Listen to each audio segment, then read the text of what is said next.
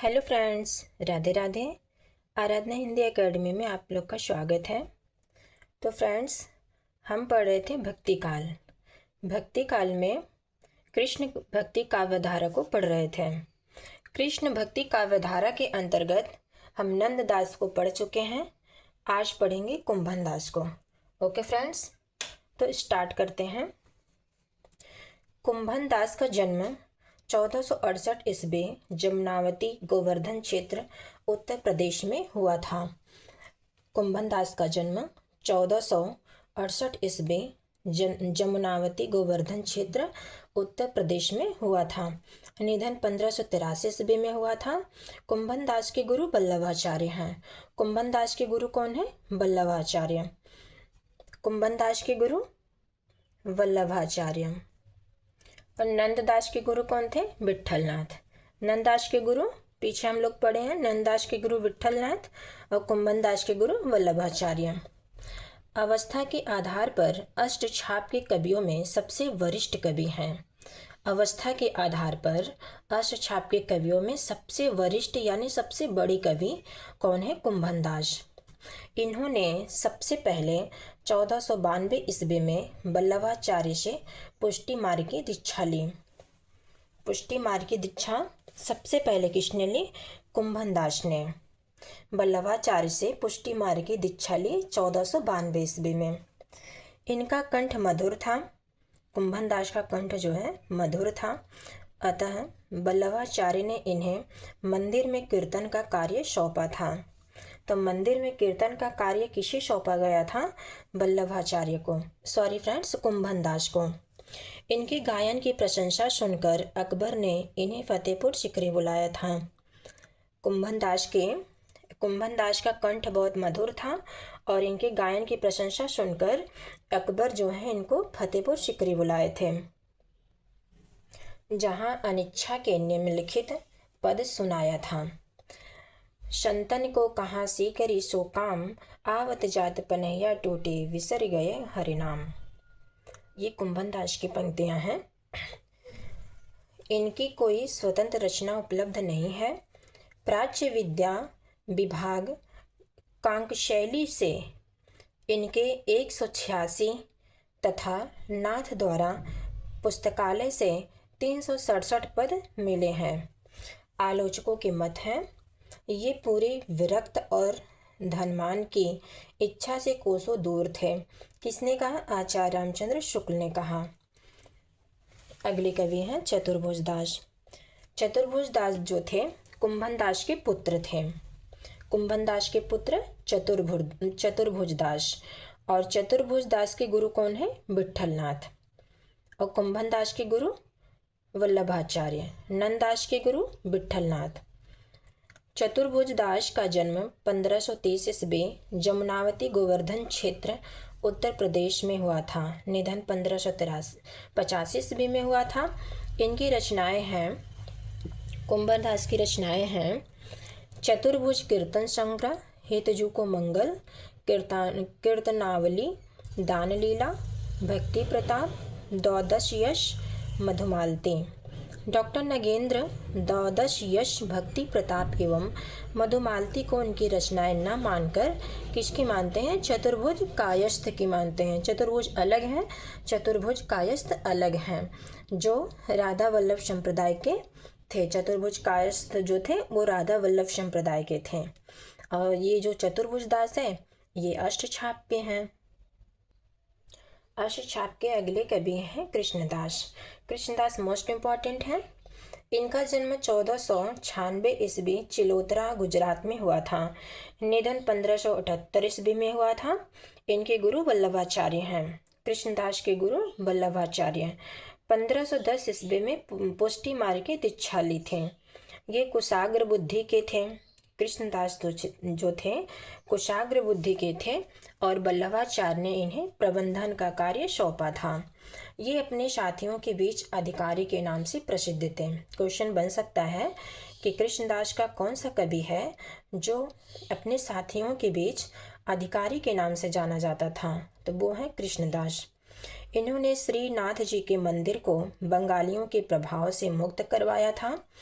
विट्ठलनाथ जी विट्ठलनाथ जी से अनबन होने पर बीरबल ने इन्हें बंदी बना लिया था। कृष्णदास को बंदी किसने बनाया था? बीरबल ने। विट्ठलनाथ जी से अनबन होने पर बीरबल ने इन्हें बंदी बना लिया था। बाद में विट्ठलनाथ जी ने ही इन्हें मुक्त करवाया। एक कुआं बनवाते समय उसी में गिर जाने से इनकी मृत्यु हो जाती है। इनकी रचनाएं हैं जुगलमान चरित, भ्रमर गीत, प्रेम तत्व निरूपण। जुगलमान चरित, भ्रमर गीत, प्रेम तत्व निरूपण। आलोचकों के मत है कृष्णदास की मातृभाषा क्या थी? गुजराती। कृष्णदास की मातृभाषा गुजराती थी, किंतु इनके पदों की भाषा जो है वो ब्रज थी। जो इन्होंने पद लिखा उसकी वो पद जो है ब्रज भाषा में लिखा था। सूरदास नंददास के सामने इनकी कविता साधारण कोटि की है, ऐसा किसने कहा? आचार्य रामचंद्र शुक्ल ने कहा। अगले कवि देखेंगे परमानंद दास।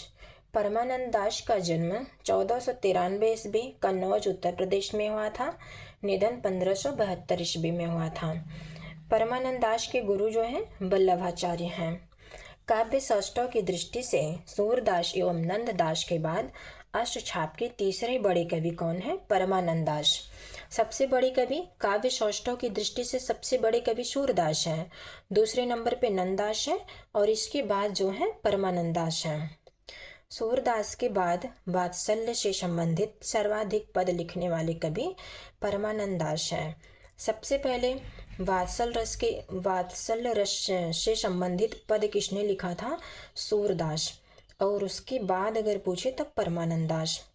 अष्टछाप के एकमात्र कवि जिन्होंने विष्णु के सभी 10 अवतारों का चित्रण किया है। अष्टछाप की परमानंद दास जो हैं अष्टछाप के मात्र ऐसे कवि हैं जिन्होंने विष्णु के 10 अवतारों का चित्रण किया है और इनकी कोई स्वतंत्र रचना उपलब्ध नहीं है। इनके पदों का संकलन परमानंद सागर के नाम से प्रकाशित हुआ, जिसमें 835 पद थे। इनके पदों का संकलन जो है वो परमानंद सागर के नाम से प्रकाशित हुआ, उसमें जो है 835 पद थे। आलोचकों के मत वात्सल्य में परमानंद दास की जो तन्मयता है वह सूर के समकक्ष ठहरती है और कहीं कहीं तो उनसे भी अधिक। किसने कहा? आचार्य रामचंद्र शुक्ल ने। अष्टछाप के अगले कवि हैं गोविंद स्वामी। गोविंद स्वामी का जन्म 1505 ईस्वी आंतरी भरतपुर राजस्थान में हुआ था। इनका निधन 1550 ईस्वी में हुआ था। इनके गुरु विट्ठलनाथ हैं। इनकी कोई स्वतंत्र रचना उपलब्ध नहीं है और इनके 252 पदों का संकलन गोविंद स्वामी के पद नाम से प्रकाशित हुआ।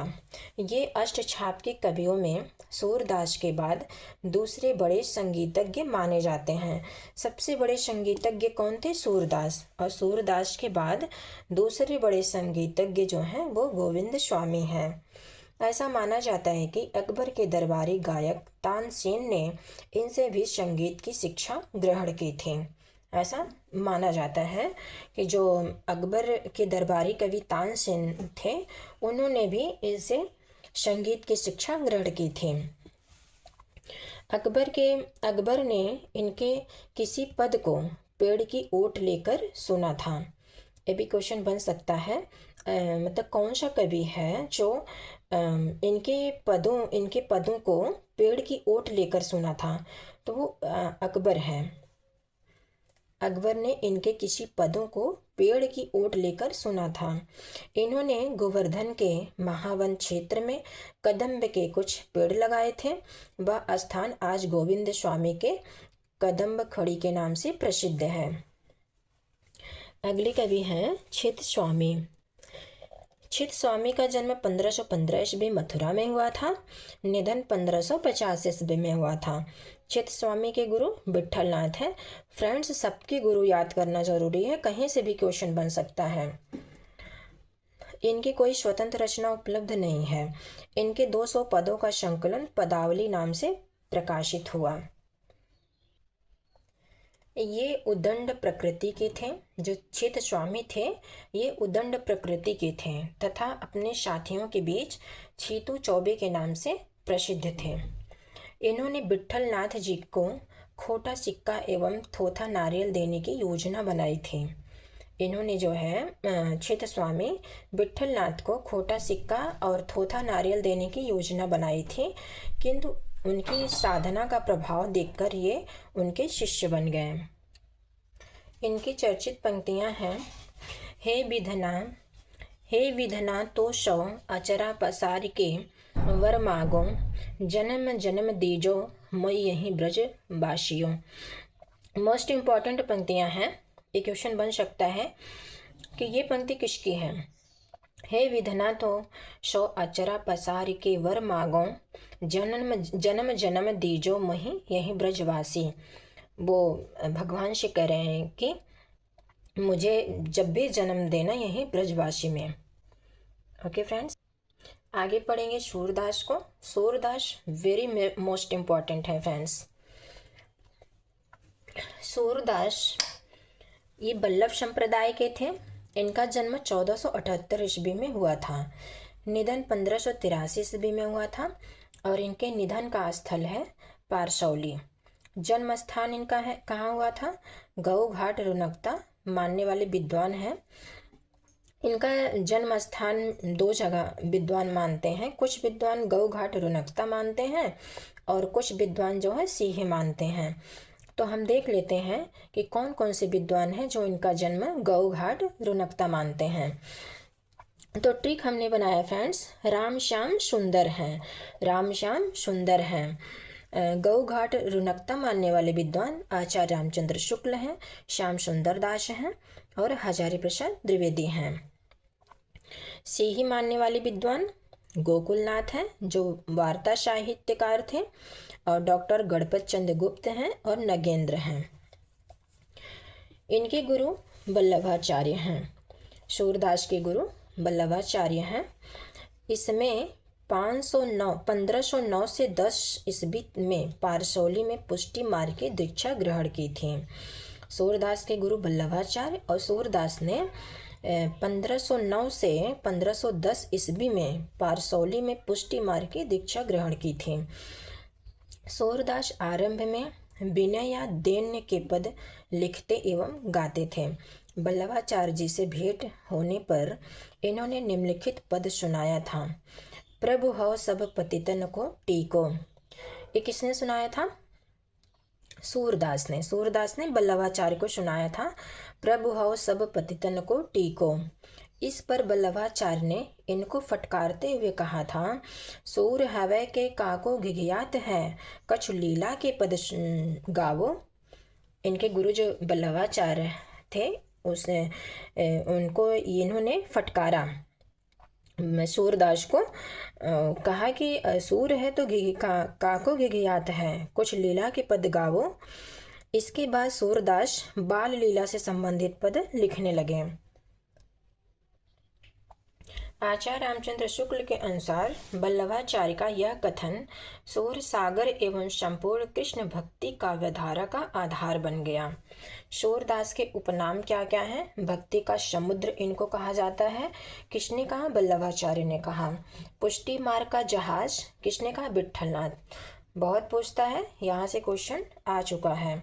पुष्टि मार्ग का जहाज किसे कहा जाता है? सूरदास को तो कहा जाता है, लेकिन किसने कहा?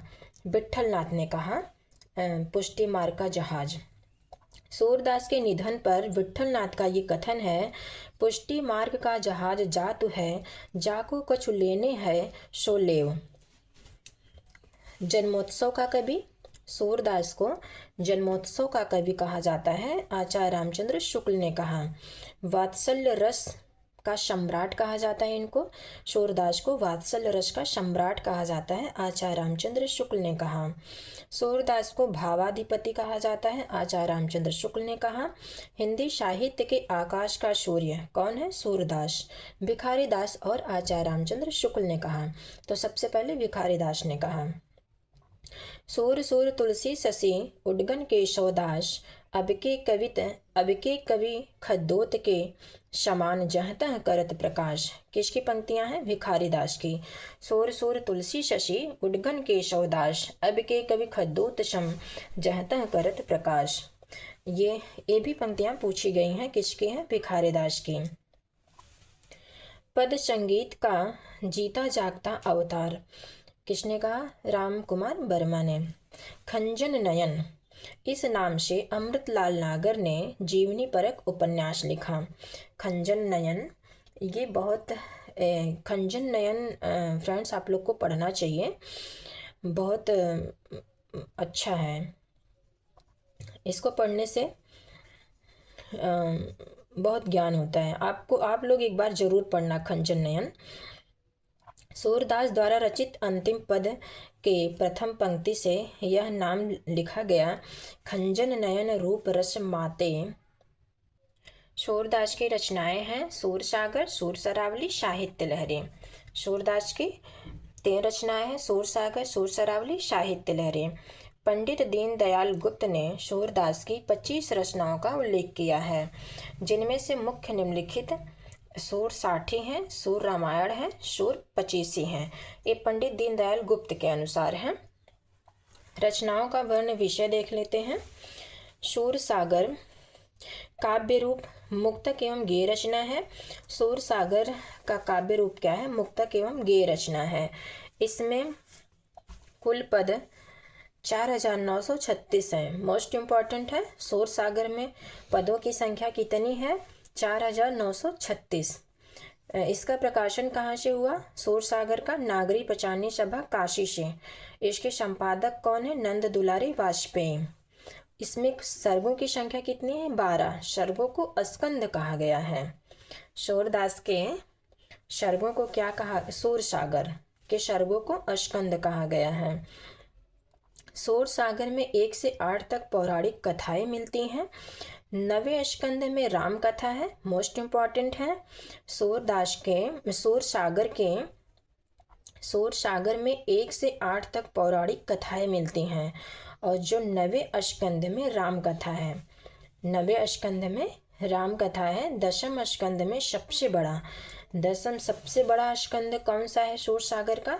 10वां स्कंद। इसमें अधिकांश पद बाल लीला से संबंधित हैं 10वें स्कंद में, और इसके अंत में भ्रमर गीत से संबंधित पद भी मिलते हैं।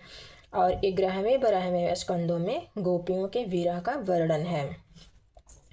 सूर सागर में भ्रमर गीत से संबंधित पद 478वें पद से लेकर 4710वें पद तक का वर्णन मिलता है। ऐसा माना जाता है कि सूर सागर में आरंभ में 1.25 लाख पद थे। ऐसा माना जाता है कि सूर सागर के आरंभ में 1.25 लाख पद थे। सूर सागर में 3 भ्रमर गीतों की योजना हुई है। सूर सागर में कितने भ्रमर गीतों की योजना हुई है? तो 3। सूरदास की अगली रचना है सूर सरावली। इसका काव्य रूप मुक्तक एवं गेय रचना है। इसमें पदों की संख्या 1107 है।